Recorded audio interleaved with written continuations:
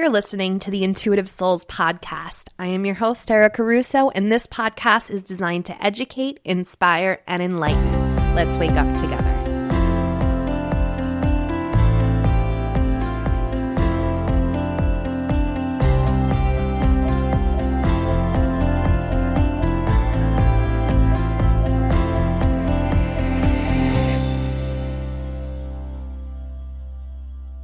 Hey guys, and welcome to the Intuitive Souls podcast. If this is your first time tuning in, welcome. I am super excited that the universe led you here. If you are an OG and you keep on coming back and liking my stuff and comments and reviews, you guys, thank you so much, and I seriously appreciate each and every one of you. You have no clue. You make this so easy for me to do, and you make it so much fun. So I thank you for your support because you make this podcast possible. And with that, I want to virtually hug each and every one of you. Anyway, so in last week's episode, I did talk briefly about my new upcoming coaching program that is starting on March 16th, which is called the Aligned Light Academy. This is going to be a 6-week one-on-one coaching program. This will be tailored to your needs. So wherever you are in life, wherever you are in your spiritual path, wherever you are as far as maybe opening a business is concerned, or maybe it's mindset reprogramming, I am here for it, and I'm here to support you and guide you and help you through whatever it is you want to work on in the 6 weeks of the program.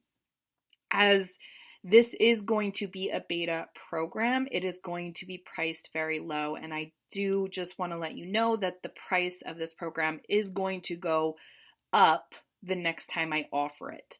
So if you are interested, I would definitely head on over to my website, which is ericarusso.co, and schedule a discovery call so we can talk and see if we are a good match together. So definitely be sure to do that. And again, something that I wanted to do for the Aligned Light Academy students is I am going to be offering a member portal where I will be having at least 2 of my courses available within it for lifetime access to whoever signs up. So again, definitely if you are interested, schedule a discovery call. We'll chat. We'll see if, our energies mix, and we will take it from there. So in this episode, I asked Shawn Engel, the owner of Witchy Wisdoms, to come on to talk briefly about masculine and feminine energy. She had actually just had a book published through Cosmopolitan, and that will be included in the show notes about love spells. And I thought it would be a great way to talk about the importance of balancing and harmonizing both your masculine and your feminine energies. And she did a great job at, talking about how she balances out both of these energies, as well as we talked a little bit about, what to expect if you are diving into, deepening a spiritual practice, or maybe you are interested in witchcraft or whatever the case may be. She gave some great pointers there. All of her information is in the show notes. Be sure to check her out, and I will see you guys next week. Enjoy the episode.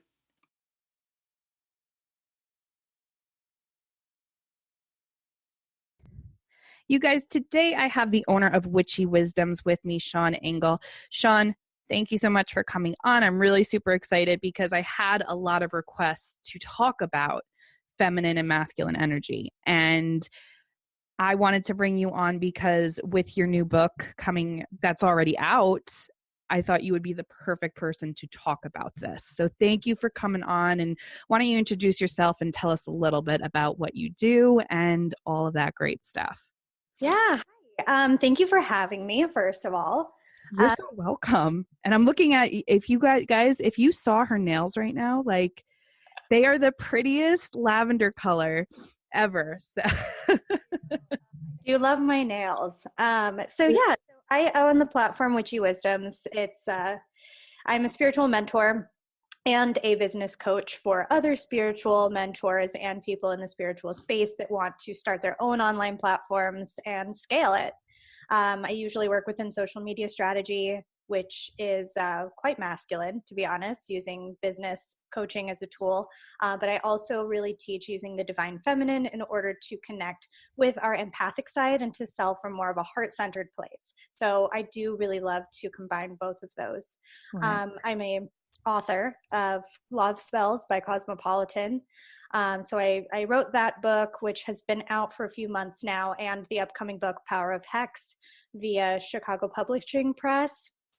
So doing all that stuff. I also run a podcast called True Crime Astrology. So I'm all over the place. I do quite a bit under the Witchy Wisdoms brand, but yeah, that's my spiel.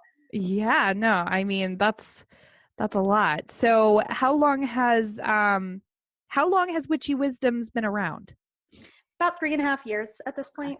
Okay. And so so True Crime Astrology, which, guys, if you are interested in, that's available on all the major platforms so definitely be sure to check that out. So let's talk about your new book. And so what is it about? So is it about love spells? Is it about more of self-love? Like what is included in this book? So this book, it was written for Cosmopolitan. They wanted me to come on and author it because I had been featured in an article. And they were like, okay, well, we want a real witch to write this book on love spells, right? So I came in and I wrote it. But in my opinion, love spells they're actually very similar to hexing in the way that they energetically bind you to someone. So it was really important for me to teach the ethics of love spells and talk about female empowerment, self-empowerment. Yeah. It is, Cosmo does have a fairly female base, but I do believe it's like more self-empowerment than anything. So talking about that, talking about self-love, talking about how to increase your own energy so that you can attract a mate. And yes, there are plenty of spells within it. Yeah, that sounds really good. So really and I really want to talk about this because I think, especially when it comes to love is concerned, it's all about balancing the masculine and the feminine energy and having a healthy relationship within your own self. So, what really is your personal take on masculine energy and feminine energy? Well, in terms of just like breaking down what the energies bring to the table, masculine to me, and just kind of, across the board, is more not necessarily aggressive, but more action taking. Yeah. It's about actually performing. And feminine, instead, is more being and creating. So when you balance the two and you actually have this innate divine feminine feeling of creation and manifestation within you, because as females you are a life giver, and then you use that to then direct it into actionable steps. That's how you're correlating between the two. Right.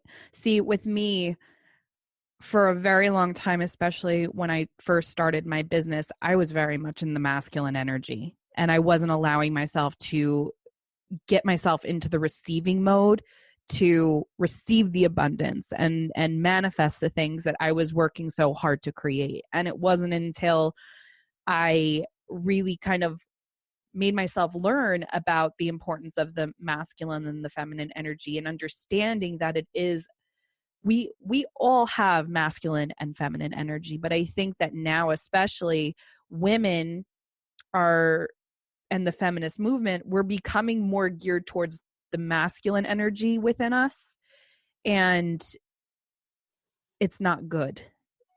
For me, I got really drained because it was just go, go, go, and I wasn't able to allow myself to receive. And I see this a lot with a lot of women, especially as a tarot reader as well. Yeah, I don't know if I would go so far as to say it's not good. I think that it's just that there's, you go through life with just trying to strike a balance, and there's always going to be imbalance that you're trying to bring back to a balance. So, we live in a capitalist society. So especially if you run a business and you're the only person that you have to rely on, yeah, you're going to be go, go, go. That's what I teach to all of my business clients. However, when you reconvene with that really divine feminine creator aspect, where you're like, I am able to tap into the love and the empathy that I innately have within me, then you kind of bring that to the forefront and are able to then nurture the go, go, go. So again, it's just like, it's that balance. And I think, you're right. If you live too much in the masculine, then you're denying a big part of yourself. But if you're living too much in the feminine as well, you're not really moving. Yeah, absolutely. Absolutely. So what are some things that you do to help you balance out the flow of both energies? I do a lot of grounding, to be honest, because I'm really, really masculine. I'm a triple Scorpio. I have a lot of Martian energy. Wow. I'm Yeah. I'm very results based. I mean, this is why I do so much. So then for me, it's tapping back into the earth and grounding, taking baths, really connecting with that water side. Really helps me. And, also I write a lot. I'm a writer, especially like with these books that are being published under my name, and bringing that creative flow. It's always like making sure that I know that I'm a creator first, and everything else is secondary. Yeah. So yeah, those are my main practices. So when you ground, because I love, because everyone has a different way of grounding, right? So what do you do? Like, what is your grounding? How do you ground? Well, my favorite way to do that is to get into the bath and do a full body scan, but that's not available to everybody. You can do it in the shower too. I love the connection of water to the ground. That just to me is just super, super feminine. But even if you just have a moment, like let's say you're having a rough day at work or something, just literally feeling your feet touch the ground can be a very simple but very strong act of grounding. Yeah. See, what I do, like the easiest way that I ground is basically like I will walk, like I had to do it this morning when I went grocery shopping, is I will envision roots coming from the bottom of my feet and going into Mother Earth while I'm walking in. There are so many ways that you can ground. You can walk outside barefoot. You can hug a tree. There's so many different ways. So find the one that resonates with you. And I definitely think that just in general, grounding is so important for everything. You know what I mean? So what are some ways that you embrace your feminine side? Well, again, a lot of the creation, just really tapping back into that. Writing really makes me feel super duper feminine. My matron goddess is Freya, who is a really good example of the balance between masculine and feminine as both a warrior goddess and one of fertility and love. So I work with her quite a bit. I'm a water sign that is also very masculine. So I work really with water, like in baths and showers, lots of water. Those are my feminine aspects. Yeah. My husband's a Scorpio and so is my son.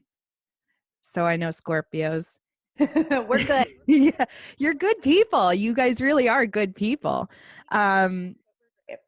Yeah. But so if there is someone listening right now who is just diving into their spiritual practice, or maybe they're getting geared towards, witchcraft or whatever the case may be, because I feel like with this whole spectrum of spirituality and witchcraft, it's a rabbit hole, it really is. And there's so much to learn. So what are 3 pieces of advice that you would give them? Well, I think the first is patience. You're not going to conquer it all in a day. In fact, even seasoned witches, like I've been studying for over 10 years and I still only know like a sliver of all of the information that's out there. So patience is number 1. Number 2 is just follow your intuition. And if you don't know what that means yet, follow what makes you interested. That's your intuition. So if crystals are pretty to you, go look them up. Research everything. Research everything that really makes you feel excited, because that's where your intuition is going to point you. Right. And then the third is to take things with a grain of salt. Everyone has an opinion in this sphere, every single person, and they're constantly going to tell you what's wrong, what's right, what's whatever. I think the only steadfast rule with witchcraft, because, it is an art, is to do your own thing. Protective magic is really important. So if there's anything that I would urge you to try and study first, it would be that. But take everything with a grain of salt, because we're all just people. That's really good. That is really good, because I've seen it too, especially on TikTok, where there's a lot of opinions in the witch community, you know? And I think that really, I always like to say, like, you know, as far as spirituality is concerned and going into the whole protection and all of that, I always say, especially to like my students, is that would you go into your car and not put your seatbelt on? Or would you not lock your door at night? Mm-hmm. You want to protect yourself. It's really important, you know? Yeah. In my book, I kind of liken it to when surgeons wash their hands and put on all the protective stuff before entering a sterile environment. Like that's where you cast spells. That's your sterile environment. Yeah. So no other bacteria can come in and fuck your shit up. Right. Yeah. And I think, and a lot of people, you know, I know that, you know, the whole protection thing is, I guess, controversial, because I do know others that don't really do protection or try to protect themselves, especially doing spiritual work. Guys, I can't stress this enough. When you're doing spiritual readings, when you're doing psychic or mediumship readings, always protect yourself. Mm-hmm. It's not just always protect yourself, because you never know. You never know. And it's your energy, and you should really feel honored that you have this connection, but you also need to set boundaries with spirit too, you know, which is super important. Lack of a better terminology, it's almost like using a condom. Yeah. Like, you could just risk it, but yeah. Yeah. That's so true. Like just where, yeah, absolutely. Protection. Absolutely. So you've been studying witchcraft for 10 years. Wow. So tell me about like how you really just came into this path. Yeah. So, I mean, it's definitely been even over 10 years from like the very beginning, but like I think 10 years is probably a good marker for when I got serious. When I was like a preteen, I went into Barnes and Noble and just like got every book I could find on divination. My first was with tea leaf reading and with astrology actually too. So, you know, just reading stuff. And then I hit a snag in my teen years from like 13 to 17. I had a really tough time with addiction, with drugs. I fell into a really rough path that brought me away from a lot of things. But even through that, I am of Jewish faith. My mom is of Jewish lineage. So I found Kabbalah, which I thought was super interesting. And that is it's a very kind of mystical, occult version of Judaism. So that kind of led me back in. And then fast forward quite a few years, I, you know, picked up my tarot deck that had been collecting dust on my shelf for quite a while and started marrying it with the things that I was learning in therapy. After like kind of pulling myself up from my bootstraps after all of that trauma from the age of 13. So it kind of just circled back from there. And then the rest is history. That's how I started Witchy Wisdoms. It's how I actually started the blog that way, by writing about the tarot and what I learned in therapy and making like practical applications with it. And then, yeah, so, you know, reading tarot professionally now for about 5 years. So yeah, it's like definitely it's been a long time, but like basically started with just books in Barnes and Noble, which I think is how most people get started. Yeah. And we didn't have social media back then, so I kind of just had my own path. Yeah.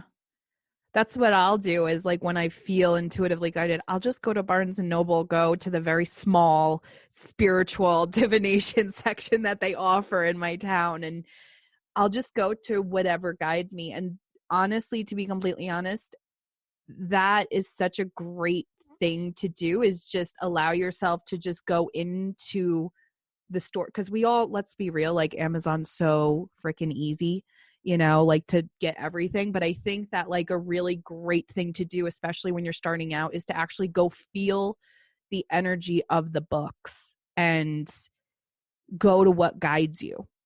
Mm-hmm. You know what I mean? I think that's a really great thing to start out. And yeah, I love that you said Barnes and Noble, because that's exactly what I did. I went to Barnes and Noble and I was there for like a good 90 minutes and I bought myself my first tarot deck there and all of that stuff. So I want to talk a little bit about tarot too, because I have a lot of listeners who are just really kind of diving into that. What are 3 pieces of advice that you would give someone who is just starting out with tarot? Well, I think again, just like with witchcraft, just have patience. It's a very, very, very dense system. There's numerology, there's astrology, there's symbolism, there's Christian influences. There's so much in just the Rider-Waite tarot deck. Yeah. The own artistic branches off of any kind of tarot. So have patience. One of the best ways to begin really learning is to pull yourself a daily card. You can do this either in the morning or at night, but journal on how it's shown up in your day. Really start to make those attachments and assessments within your day, and your intuition will start to open up and you'll be able to see these correlations. It also helps with memorization, because I know it's like 78 cards in a deck. You're like, how do I memorize all of this? Well, obviously it takes time, but this is a really good way to start. Yeah, that is good. And then, finally, it would just be to get a deck that resonates with you. It doesn't have to be the Rider-Waite, although I think that's like the most accessible big deck. The symbolism's pretty standard, and that's what you're going to find like a lot of the meanings are based off of. But you're not going to be able to read intuitively well if you're not working with a deck that you actually like or that resonates with you. And it's not going to work. Yeah. I can say that from experience. I bought the Wild Unknown deck because I loved the pictures and I loved the colors and everything like that. And when I bought it, I still can't connect to it. Can't do it. So it's definitely something very, very unique. But I'm totally there with you where it's like Rider-Waite is definitely a great place to start. You don't have to get the Rider-Waite Smith deck, but you want something Rider-Waite based for sure. But that's some great advice. Shawn, thank you so much for coming on the show. And so guys, please go ahead and check out and follow her. She is on Instagram, YouTube, Twitter, Facebook, and TikTok. So Shawn, thanks again for coming on, and definitely be sure to check out her book that is available on Amazon as well. Thank you so much for having me. You're welcome.